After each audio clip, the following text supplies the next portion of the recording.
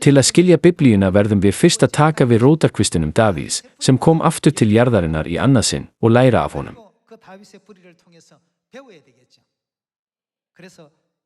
Í Jóhannesarguspjalli, 7. kafla, kenndi Jesús skýrt: enginn getur komið til mín nema Guð kenni honum.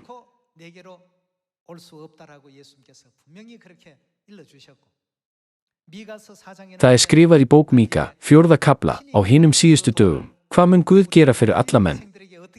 Þar segir: svo að hann sýni oss við sinn, við þurfum að meðtaka þessa kennslu frá honum. Við getum ekki komist inn í himnaríkið í gegnum pástora né í gegnum guðfræðidoktor.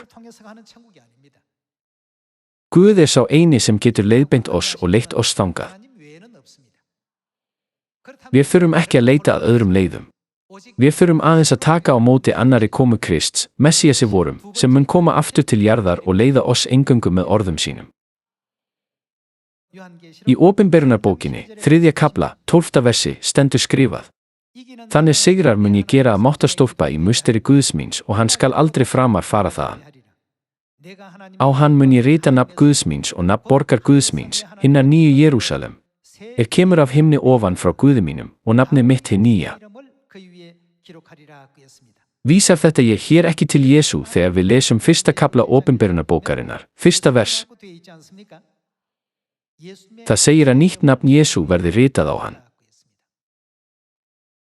Þess vegna verðum við að taka á móti honum sem mun birtast aftur á jörðinni með nýtt nafn. En það eru svo margir í heiminum sem segjast vera Kristur annarar komu. Hvernig getum við þekkt hann? Heldurðu ekki að það sé til leið fyrir oss til að þekkja hann? Í bandarísku samfélagi hefur hver einstaklingur skilríkjakort. Við sýnum einnig skilríkjakortið vora til að staðfesta hverjir við erum. Jafnvel til að ferðast frá Seúl til Jeju kemstu ekki borð í flugvél nema auðkenni þitt sé staðfest. Á sama hátt, telur þú ekki að öruggt auðkenni þurfi að vera fyrir rótarkvist Davíðs sem hefur komið aftur til jarðar í annað sinn? Lítum á Jesaja, 50. og 5. kafla, 3. vers. Leggið við hlustir og komið til mín, hlustið, þá munið þér lifa. Ég ætla að gera við yður ævarandi sáttmála og miskunn mín við Davíð mun stöðu standa.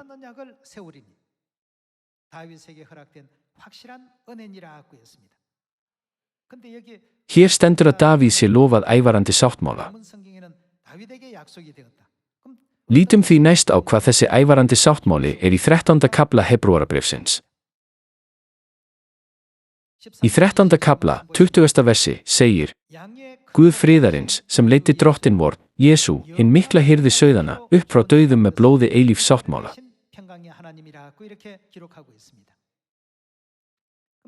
Hvar og hvenær kenndi Jesús blóði eilífs sáttmála?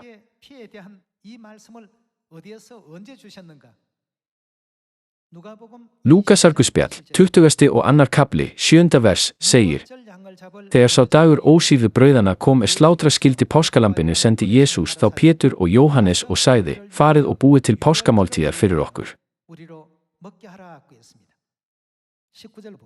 Lítum á 19. vers. Og hann tók brauð, gerði þakkir, braut það, gaf þeim og sagði: þetta líkami minn sem fyrir yður gefinn. Gerið þetta í mína minningu. Eins tók hann kaleikinn eftir kvöldmáltíðina og sagði: páskavínið var í kaleiknum. Þessi kaleikur. Hvað þessi kaleikur?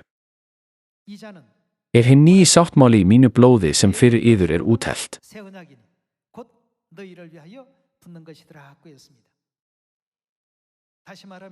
Við getum staðfest að eilífur sáttmálinn úr Hebreabréfinu 13. kafla, 20. versi og sáttmálinn sem Davíð var lofaður í Jesaja 50. og 5. kafla vísi til nýja sáttmálansins. Takk kærlega fyrir.